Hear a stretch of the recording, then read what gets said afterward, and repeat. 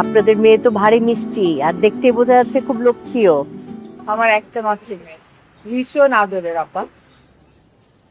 তোমার সিভি দেখলাম, রেজাল্ট তো খুবই ভালো। ইনশাল্লাহ ক্যারিয়ার খুব ভালো হবে। অবশ্যই।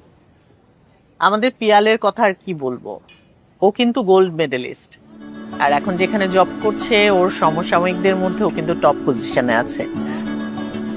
পিয়ালকে দেখে আমার খুব পছন্দ হয়েছে, খুবই মার্জিত একটা ছেলে।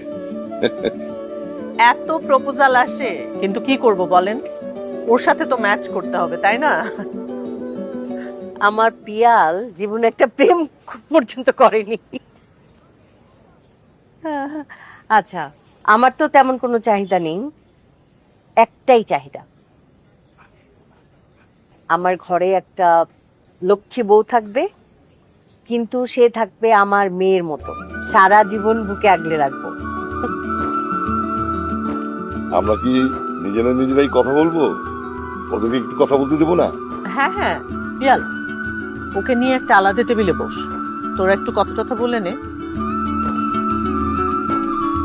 যা বাবা, মা তোমরা দুজন একটু আলাদা কথা বলো, তোমাদেরও তো অনেক কোশ্চেন থাকতে পারে, যাও।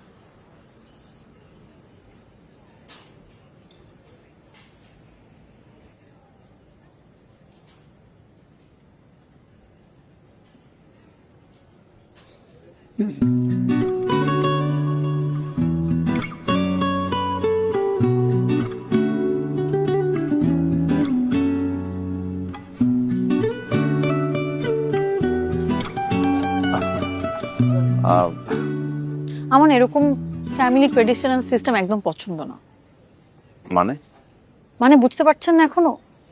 কথা নেই বার্তা নেই, আমরা দুজনকে চিনি না জানি না, অথচ আমাদেরকে আলাদা করে দিল কথা বলতে। মানে এরকম একটা অকওয়ার্ড সিচুয়েশন ক্রিয়েট করার মানে কি? আপনি এইভাবে দেখছেন কেন? দুইজন একেবারে অপরিচিত মানুষের তো অ্যাটলিস্ট জানাশোনার তো দরকার আছে, তাই না? জানাশোনার আর কি দরকার? এখন আপনি আমাকে নিশ্চয়ই জিজ্ঞেস করবেন যে আমার পছন্দের রং কি, পছন্দের খাবার কি, কি ফুল পছন্দ, কোথায় যেতে পছন্দ করি, এগুলো তো, তাই না?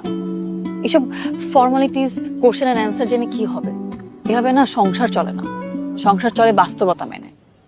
কিন্তু আমি আসলে বলতে চাচ্ছিলাম। কি বলতে চাচ্ছিলেন বলেন, আর বলো বা কি লাভ? যেহেতু লাস্ট ডিসিশনটা আমাদের ফ্যামিলি নিবে, তাই এরকম কোশ্চেন অ্যান্ড অ্যান্সার সেশন আমার কোনো ইন্টারেস্ট নেই। আর এগুলো করো বা কি লাভ, তাই না?